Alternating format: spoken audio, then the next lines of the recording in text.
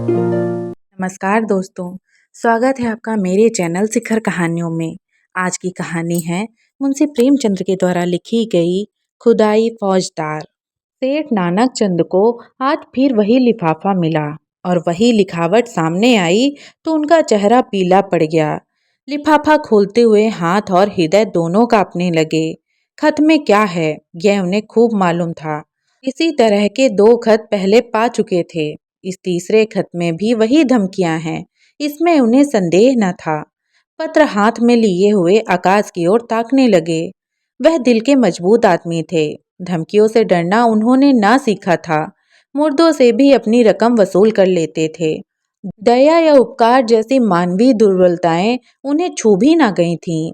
नहीं तो महाजन ही कैसे बनते। उन पर धर्मनिष्ठ भी थे। हर पूर्णमासी को सत्यनारायण की कथा सुनते थे। हर मंगलवार को महावीर जी को लड्डू चढ़ाते थे। नित्य प्रति जमुना में स्नान करते और हर एकादशी को व्रत रखते और ब्राह्मणों को भोजन कराते थे। और इधर जब से घी में करारा नफा होने लगा था, एक धर्मशाला बनवाने की फिक्र में थे। जमीन ठीक कर ली थी। उसमें असमियों की सैकड़ों की ही थवई और बेलदार थे जो केवल सूद में काम को तैयार थे। इंतजाम था कि कोई ईंट और चूने वाला फंस जाए और 10-20 हजार का दस्तावेज लिखा ले तो सूद में ईंट और चूना भी मिल जाए।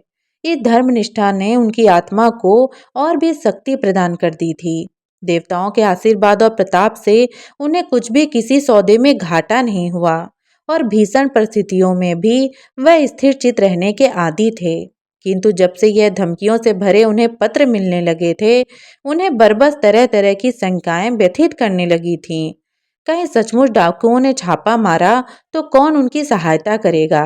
दैवी बाधाओं में तो देवताओं की सहायता पर वह तकिया कर सकते थे, पर सिर पर लटकती हुई इस तलवार के सामने वह श्रद्धा का कुछ काम न देती थी। रात को उनके द्वार पर केवल एक चौकीदार रहता है। अगर 10-20 हथियारबंद आदमी आ जाएं, तो वह अकेला क्या कर सकता है। शायद उनकी आहट पाते ही भाग खड़ा हो। पड़ोसियों में ऐसा कोई नजर न आता था जो इस संकट में काम आवे। यद्यपि सभी उनके आसामी थे या रह चुके थे, लेकिन यह एहसान फरामोशों का संप्रदाय है। जिस पत्तल में खाता है उसी में छेद करता है। जिसके द्वार पर अवसर पड़ने पर नाक रगड़ता है उसी का दुश्मन हो जाता है। इनसे कोई आशा नहीं। हाँ, किवाड़े सुदृढ़ हैं, उन्हें तोड़ना आसान नहीं। फिर अंदर का दरवाजा भी तो है। 100 आदमी लग जाएं तो हिलाए न हिले और किसी ओर से हमले का खटका नहीं। इतनी ऊंची सपाट दीवार पर कोई क्या खाके चढ़ेगा। फिर उनके पास राइफलें भी तो हैं। एक राइफल से वह दर्जनों आदमियों को भून कर रख देंगे। मगर इतने प्रतिबंधों के होते हुए भी उनके मन में एक हुक सी समाई रहती थी। कौन जाने चौकीदार भी उन्हीं में मिल गया हो, खिदमतदार भी आस्तीन के सांप हो गए हो। इसलिए अब वह बहुधा अंदर ही रहते थे और जब तक मिलने वालों का पता ठिकाना ना पूछ लें, उनसे मिलते ना थे। फिर भी 2-4 घंटे तो चौपाल में बैठने ही पड़ते थे, नहीं तो सारा कारोबार मिट्टी में ना मिल जाता। जितनी देर बाहर रहते उनके प्राण जैसे सूली पर टंगे रहते थे। उधर उनके मिजाज में बड़ी तब्दीली हो गई थी। इतने विनम्र और मिष्टभाषी वे कभी न थे। गालियां तो क्या, किसी से तू तकार भी ना करते। सूद की दर भी कुछ घटा दी थी, लेकिन फिर भी चित्त को शांति न मिलती थी। आखिर कई मिनट तक दिल को बहुत मजबूत करने के बाद उन्होंने पत्र खोला और जैसे गोली लग गई। सिर में चक्कर आ गया और सारी चीजें नाचती हुई मालूम हुई। सांस फूलने लगी, आंखें फैल गई। लिखा था, तुमने हमारे दोनों पत्रों पर कुछ भी ध्यान न दिया। शायद तुम समझते होगे कि पुलिस तुम्हारी रक्षा करेगी, लेकिन यह तुम्हारा भ्रम है। पुलिस उस वक्त आएगी जब हम अपना काम करके 100 कोस निकल गए होंगे। तुम्हारी अक्ल पर पत्थर पड़ गया है, इसमें हमारा कोई दोष नहीं। हम तुमसे सिर्फ 25,000 रुपए मांगते हैं। इतने रुपए दे देना तुम्हारे लिए कुछ भी मुश्किल नहीं। हमें पता है कि तुम्हारे पास 1 लाख की मोहरें रखी हुई हैं, लेकिन विनाश काले विपरीत बुद्धि। अब हम तुम्हें और ज्यादा ना समझाएंगे। तो समझाने की चेष्टा करना ही व्यर्थ है। आज शाम तक अगर रुपए ना आ गए तो रात को तुम्हारे ऊपर धावा होगा। अपनी हिफाजत के लिए जिसे बुलाना चाहो बुला लो। जितने आदमी और हथियार जमा करना चाहो जमा कर लो। हम ललकार कर आएंगे और दिन दहाड़े आएंगे। हम चोर नहीं हैं, हम वीर हैं और हमारा विश्वास बाहुबल में है। हम जानते हैं कि लक्ष्मी उसी के गले में जयमाल डालती है जो धनुष तोड़ सकता है, मछली को विधा सकता है। यदि सेठ ने तुरंत वही खाते वहीं बंद कर दिए और रोकड़ा संभालकर तिजोरी में रख दिया और सामने के द्वार भीतर से बंद करके मरे हुए से केसर के पास आकर बोले, आज फिर वही खत आया केसर, अब आज ही आ रहे हैं। केसर दोहरे बदन की स्त्री थी, यौवन बीत जाने पर भी युवती शौक श्रृंगार में लिप्त रहने वाली और फलहीन वृक्ष की तरह जो पतझड़ में भी हरी भरी पत्तियों से लदा रहता है। संतान की विफल कामना में जीवन का एक बड़ा भाग बिता चुकने के बाद अब उससे अपने संचित माया को भोगने की धुन सवार रहती थी। मालूम नहीं कब आंखें बंद हो जाएं, फिर यह छाती किसके हाथ लगेगी कौन जाने। इसलिए उसे सबसे अधिक भय बीमारी का था, जिसे वह मौत का पैगाम समझती थी और नित्य ही कोई न कोई दवा खाती रहती थी। काया के इस वस्त्र को उस समय तक उतारना न चाहती थी जब तक उसमें एक तार भी बाकी रहे। बाल बच्चे होते तो वह मित्र का स्वागत करती, लेकिन अब तो उसके जीवन ही के साथ अंत था। फिर क्यों ना वह अधिक से अधिक समय तक जिए। हाँ, वह जीवन निरा आनंद अवश्य था, उस माधुर्य ग्रास की भांति जिसे हम इसलिए खा जाते हैं कि रखे रखे सड़ जाएगा। उसने घबरा कर कहा, मैं तुमसे कब से कह रही हूँ कि 2-4 महीनों के लिए यहाँ से कहीं भाग चलो, लेकिन तुम सुनते ही नहीं। आखिर क्या करने पर तुले हुए हो। सेठ जी संसक्त तो थे और यह स्वाभाविक था। ऐसी दशा में कौन शांत रह सकता था, लेकिन वह कायर नहीं थे। उन्हें अब भी विश्वास था कि अगर कोई संकट आ पड़े तो वह पीछे कदम ना हटाएंगे। जो कुछ कमजोरी आ गई थी वह संकट के सिर पर मंडराते देखकर भाग गई थी। हिरण भी तो भागने की राह न पाकर शिकारी पर चोट कर बैठता है। कभी कभी नहीं, अक्सर संकट पड़ने पर ही आदमी जौहर खुलते हैं। इतनी देर में सेठ जी ने एक तरह से भावी विपत्ति का सामना करने का पक्का इरादा कर लिया था। डर क्यों, जो कुछ होना है वह होकर रहेगा। अपनी रक्षा करना हमारा कर्तव्य है, मरना जीना विधि के हाथ में है। सेठानी जी को दिलासा देते हुए बोले, तुम नाहक कितना डरती हो केसर, आखिर वो सब भी तो आदमी हैं। अपनी जान का मोह उन्हें भी है, नहीं तो यह कुकर्म ही क्यों करते। मैं खिड़की की आड़ से 10-20 आदमियों को गिरा सकता हूँ। पुलिस को इतला देने भी जा रहा हूँ। पुलिस का कर्तव्य है कि हमारी रक्षा करे। हम 10,000 सालाना टैक्स देते हैं, किस लिए। मैं अभी दरोगा जी के पास जाता हूँ। जब सरकार हमसे टैक्स लेती है तो हमारी मदद करना उसका धर्म हो जाता है। राजनीति का यह तत्व उसकी समझ में नहीं आया। वह तो किसी तरह उस भय से मुक्त होना चाहती थी जो उसके दिल में सांप की भांति बैठा फुफकार रहा था। पुलिस का उसे जो अनुभव था उसके चित्त को संतोष न होने देता था। बोली, पुलिस वालों को बहुत देख चुकी, वारदात के समय तो उनकी सूरत नहीं दिखाई देती, जब वारदात हो चुकती है तब अलबत्ता शान के साथ आकर रौब जमाने लगते हैं। पुलिस तो सरकार का राज चला रही है, तुम क्या जानो। मैं तो कहती हूँ, यूं अगर कल वारदात होने वाली होगी तो पुलिस को खबर देने से आज ही हो जाएगी। लूट के माल में इनका भी साझा होता है। जानता हूँ, देख चुका हूँ और रोज देखता हूँ, लेकिन मैं सरकार को 10,000 का सालाना टैक्स देता हूँ। पुलिस वालों का आदर सत्कार भी करता हूँ। अभी जाड़े में सुपरिटेंडेंट साहब आए थे तो मैंने कितनी रसद पहुंचाई थी। एक पूरा कनस्तर घी और एक शक्कर की पूरी बोरी भेज दी थी। यह सब खिलाना पिलाना किस दिन काम आएगा। हाँ, आदमी को 16 आने दूसरों के भरोसे ना बैठना चाहिए। इसलिए मैंने सोचा है तुम्हें भी बंदूक चलाना सिखा दूं। हम दोनों बंदूकों को छोड़ना शुरू करेंगे तो डाकुओं की क्या मजाल है कि अंदर कदम रख सकें। प्रस्ताव हास्यजनक था। केसर ने मुस्कुरा कर कहा, हाँ और क्या, अब आज मैं बंदूक चलाना सीखूंगी। तुमको जब देखो हंसी ही सूझती है। इसमें हंसी की क्या बात है, आजकल तो औरतों की फौज बन रही है। सिपाहियों की तरह औरतें भी कवायद करती हैं, बंदूक चलाती हैं, मैदानों में खेलती हैं। औरतों के घर में बैठने का जमाना अब नहीं है। विलायत की औरतें बंदूक चलाती होंगी, यहाँ की औरतें क्या चलाएंगी। हाँ, हाथ भर की जवान चाहे चला लें। यहाँ की औरतों ने बहादुरी के जो जो काम किए हैं उनसे इतिहास के पन्ने भरे पड़े हैं। आज की दुनिया उन वृत्तांतों को पढ़कर चकित हो जाती है। पुराने जमाने की बातें छोड़ो, तब औरतें बहादुर रही होंगी। आज कौन बहादुरी कर रही है? वाह, अभी हजारों औरतें घर बार छोड़कर हंसते हंसते जेल चली गईं। यह बहादुरी नहीं थी। अभी पंजाब में हरनाथ कुंवर ने अकेले 4 सशस्त्र डाकुओं को गिरफ्तार किया और लाट साहब तक की उनकी प्रशंसा की। क्या जाने वो किसी औरतें हैं। मैं तो डाकुओं को देखते ही चक्कर खाकर गिर पड़ूंगी। उसी वक्त नौकर ने आकर कहा, सरकार, थाने से 4 कांस्टेबल आए हैं, आपको बुला रहे हैं। सेठ जी प्रसन्न होकर बोले, थानेदार भी हैं? नहीं सरकार, अकेले कांस्टेबल हैं। थानेदार क्यों नहीं आया? यह कहते हुए सेठ जी ने पान खाया और बाहर निकले। सेठ जी को देखते ही चारों कांस्टेबलों ने झुककर सलाम किया, बिल्कुल अंग्रेजी कायदे से, मानो अपने किसी अफसर को सलूट कर रहे हों। सेठ जी ने उन्हें बेंचों पर बिठाया और बोले, दरोगा जी का मिजाज तो अच्छा है, मैं तो उनके पास आने वाला था।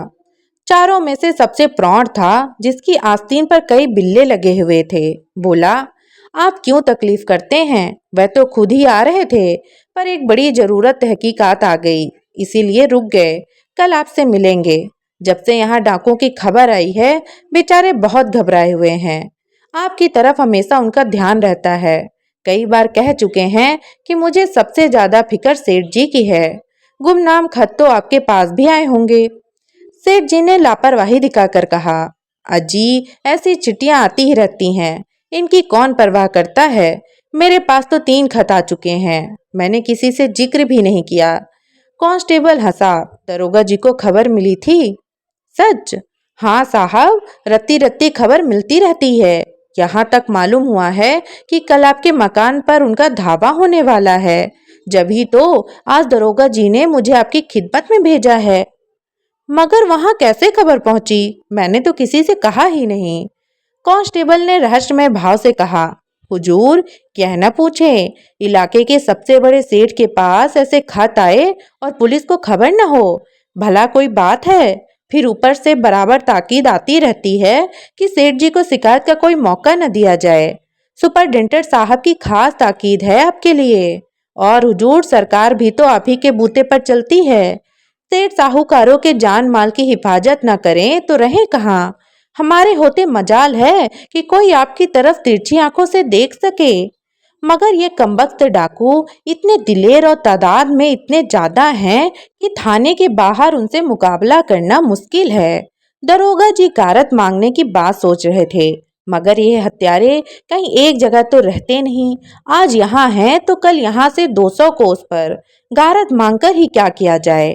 इलाके की रियाया की तो हमें ज्यादा फिक्र नहीं। हुजूर मालिक हैं, आपसे क्या छिपाएं? किसके पास रखा है इतना माल असबाब? और अगर किसी के पास 200-400 की पूंजी निकल ही आई तो उसके लिए पुलिस डाकुओं के पीछे अपनी जान हथेली पे लिए ना फिरेगी। उन्हें क्या, वह तो छूटते ही गोली चलाते हैं, और अक्सर छिपकर। हमारे लिए तो 1000 बंदिशें हैं। कोई बात बिगड़ जाए तो उल्टे अपनी ही जान पे आफत में फंस जाए। हमें तो ऐसे रास्ते चलना है कि सांप मरे और लाठी भी न टूटे। इसलिए दरोगा जी ने आपसे यह अर्ज करने को कहा है कि आपके पास जोखिम की जो चीजें हों उन्हें लाकर सरकारी खजाने में जमा कर दीजिए। आपको उसकी रसीद दे दी जाएगी, ताला और मोहर आपकी ही रहेंगी। यह सब हंगामा ठंडा हो जाए तो मंगवा लीजिएगा। इससे आपको भी बेफिक्री हो जाएगी और हम भी जिम्मेदारी से बच जाएंगे। नहीं खुदा न करे कोई वारदात हो जाए तो हुजूर को तो नुकसान हो, वह तो हो ही, हमारे ऊपर भी जवाबदेही आ जाए। और यह जालिम सिर्फ माल असबाब लेकर ही तो जान नहीं छोड़ते, खून करते हैं, घर में आग लगा देते हैं और यहाँ तक कि औरतों की बेइज्जती भी करते हैं। हुजूर तो जानते हैं, होता है वही जो तकदीर में लिखा है। आप इकबाल वाले आदमी हैं, डाकू आपका कुछ नहीं बिगाड़ सकते। सारा कस्बा आपके लिए जान देने को तैयार है। आपका पूजा पाठ, धर्म कर्म खुदा खुद देख रहा है। यह उसी की बरकत है कि आप मिट्टी भी छू लें तो सोना हो जाए। लेकिन आदमी भरकस अपनी हिफाजत करता है।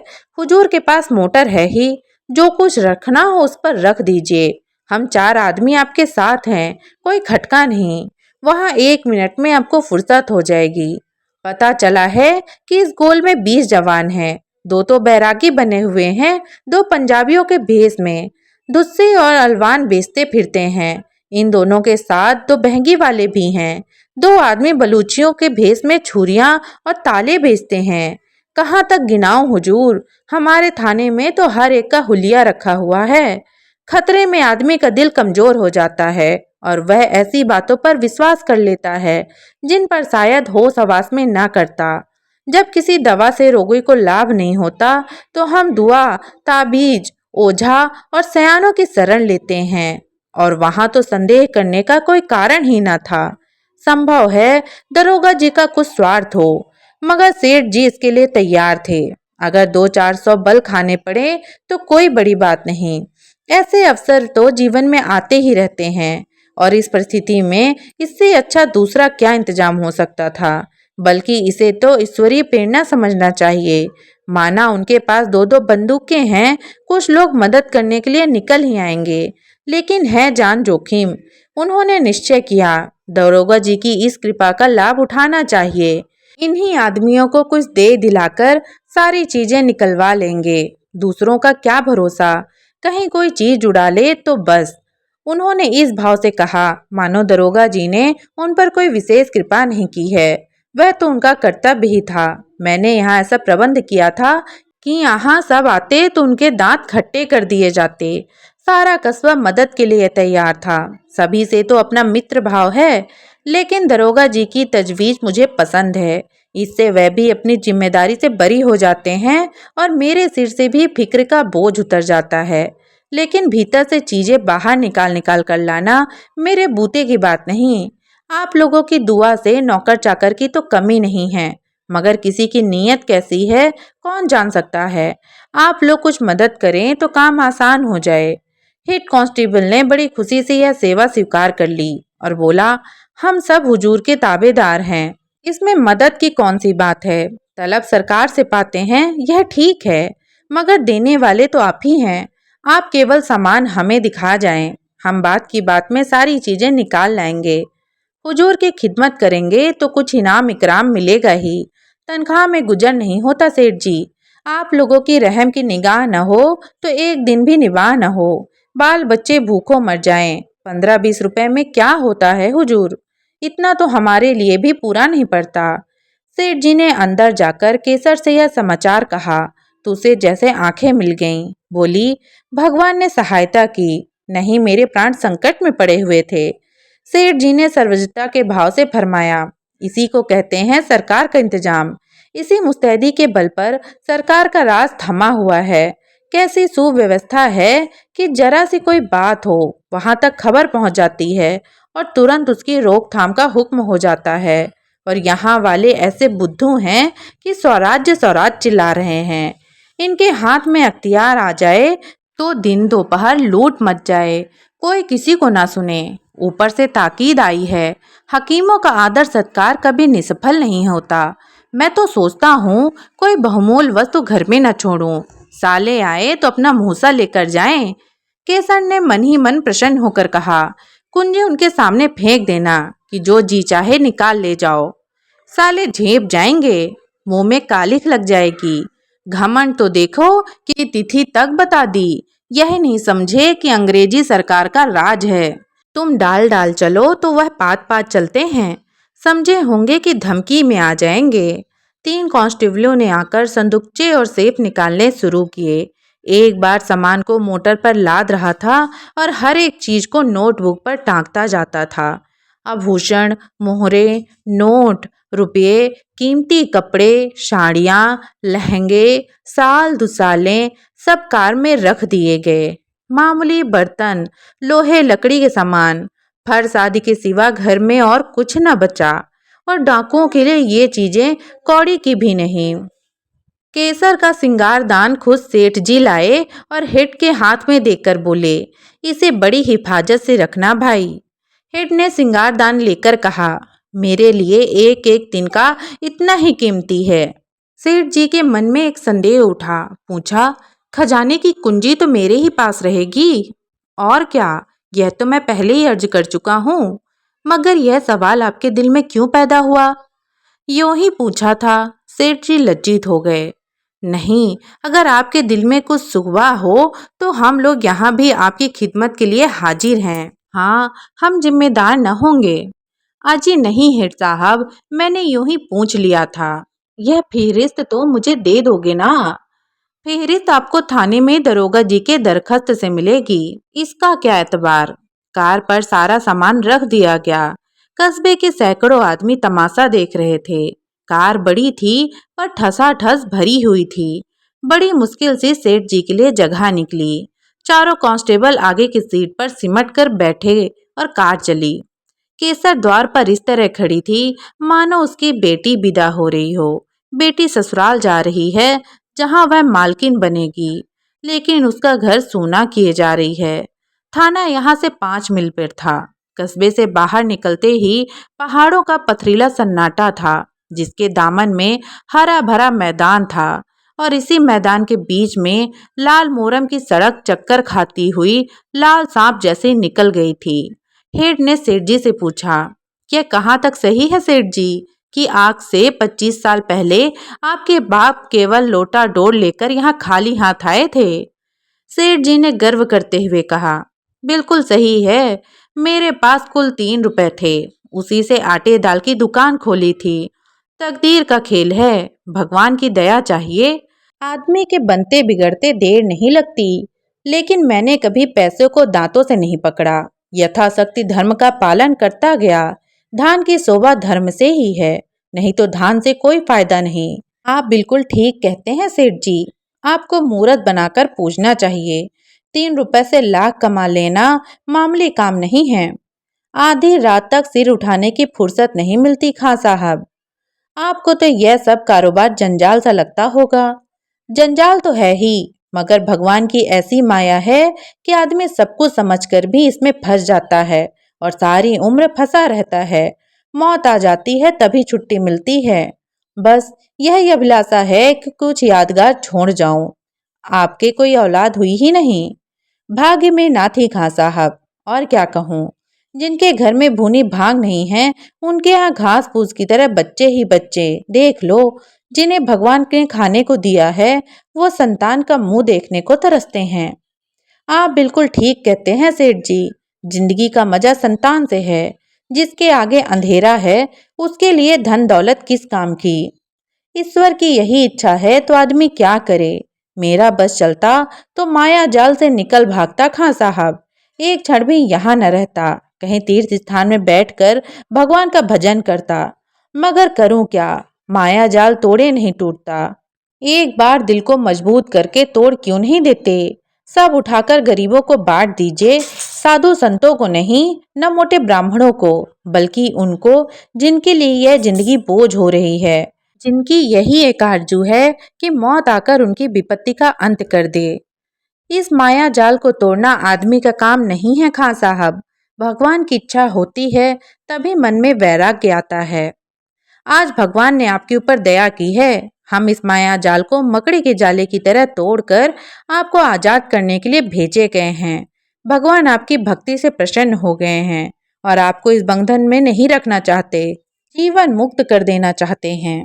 ऐसे भगवान की दया हो जाती तो क्या पूछना खां साहब। भगवान की ऐसी ही दया है सेठ जी, विश्वास मानिए। हमें इसीलिए उन्होंने मृत्युलोक में तैनात किया है। हम कितने ही माया जाल के कैदियों की बेड़ियां काट चुके हैं। आज आपकी बारी है। सेठ जी की नाड़ियों में जैसे रक्त का प्रवाह बंद हो गया। सहमी हुई आंखों से सिपाहियों को देखा, फिर बोले, आप बड़े हंसोड़े हो खां साहब। हमारे जीवन का सिद्धांत है कि किसी को कष्ट मत दो, लेकिन ये रुपए वाले कुछ ऐसी औंधी खोपड़ी के लोग हैं कि जो उनका उद्धार करने आता है उसी के दुश्मन हो जाते हैं। हम आपकी बेड़ियां काटने आए हैं, लेकिन अगर आपसे कहें कि यह सब जमा जथा और लता पता छोड़कर घर की राह लीजिए, तो आप चीखना चिल्लाना शुरू कर देंगे। हम लोग वही खुदाई फौजदार हैं जिनके इतलाई खत आपके पास पहुंच चुके हैं।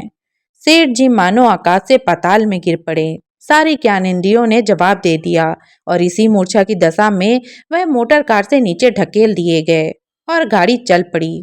सेठ जी की चेष्टा जाग पड़ी। बदहवास गाड़ी से पीछे दौड़े। हुजूर, सरकार तबाह हो जाएंगे, दया कीजिए, घर में एक कौड़ी भी नहीं है। हेठ साहब ने खिड़की से बाहर हाथ निकाला और 3 रुपए जमीन पर फेंक दिए। मोटर की चाल तेज हो गई।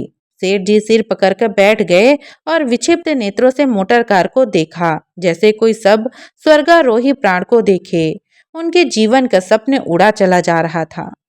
तो दोस्तों, कैसी लगी आपको ये कहानी? कमेंट करके ज़रूर बताइएगा और ऐसी कहानियों के लिए सब्सक्राइब करिएगा मेरे यूट्यूब चैनल को। धन्यवाद।